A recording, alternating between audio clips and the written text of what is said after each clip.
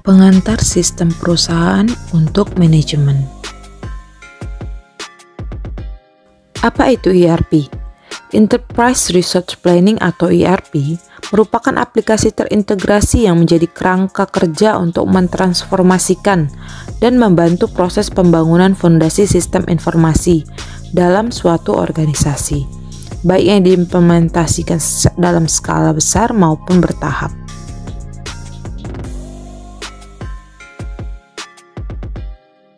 Implementasi ERP harus didukung oleh proses BPR yang tepat dan terkoordinasi dengan baik.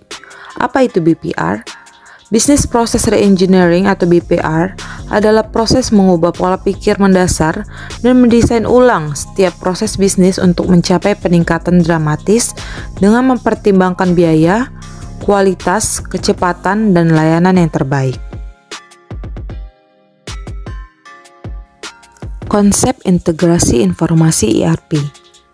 ERP menggunakan database tunggal, di mana semua informasi terintegrasi dalam satu aplikasi pada waktu yang bersamaan. Hal ini menyebabkan proses perencanaan dan pemantauan dilakukan di organisasi secara terpusat dan menelaah tingkat penyimpangan serta meningkatkan konsistensi informasi yang dihasilkan. Selanjutnya, kebutuhan dan manfaat ERP bagi perusahaan. Kemampuan sistem ERP dapat dioptimalkan melalui proses analisis dari sisi perangkat lunak dan konsultan yang akan melakukan evaluasi. Evaluasi akan menentukan dampak dari lingkup ERP yang akan diterapkan oleh perusahaan.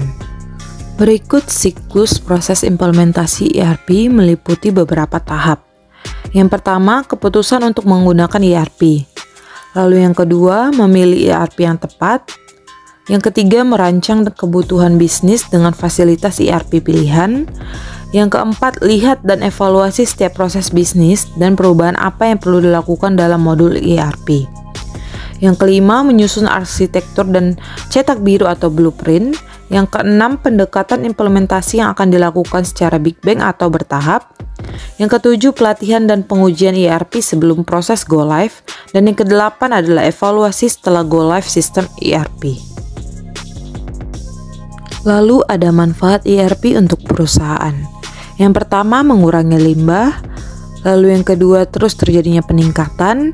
Yang ketiga, peluang bagi penjualan dan layanan pelanggan. Yang keempat, pesan lebih sedikit manufaktur. Dan yang kelima, adanya kolaborasi. Selanjutnya ada pemilihan kriteria ERP. Berikut langkah-langkah strategi analisa kriteria secara global. Yang pertama ada support for cutting cost. Strategi implementasi ERP harus mendukung proses untuk mengurangi biaya keseluruhan. Biaya yang tinggi disebabkan oleh proses dan pengeluaran yang tidak perlu, yang berarti akan mengakibatkan keborosan. Yang kedua, get new access for the new market area, yaitu mendapatkan akses baru ke area pasar baru. Lalu yang ketiga, get new access for new research. Memperoleh sumber daya baru adalah kunci pengembangan IT.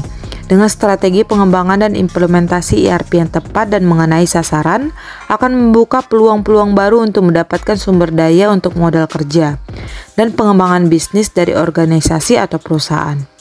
Yang keempat, capitalize competence research, di mana pengembangan kompetensi dan kapitalisasi sumber daya adalah strategi dan implementasi ERP yang efektif. Dan yang terakhir, mitigate the business risk, adanya penerapan dan implementasi strategi ERP yang tepat. Resiko bisnis dapat dikurangi dengan menerapkan ERP tetapi tidak menghilangkan resiko. Ruang lingkup ERP. ERP sebagai alat atau perangkat pendukung berupa aplikasi yang memerlukan strategi perencanaan dan pemilihan yang tepat sebelum digunakan dan diimplementasikan. Strategi tersebut yang pertama, strategi pemetaan proses dengan kriteria kebutuhan sistem informasi di perusahaan. Lalu yang kedua, proses analisis awal sering disebut dengan konsep sebagaimana adanya, di mana kebutuhan informasi perusahaan harus diinventarisasi dari atas ke bawah. Yang ketiga, proses pembuatan analisis GAP, yaitu analisis perbedaan dan kebutuhan strategis yang perlu dipenuhi untuk mencapai target organisasi. Sekian dan terima kasih.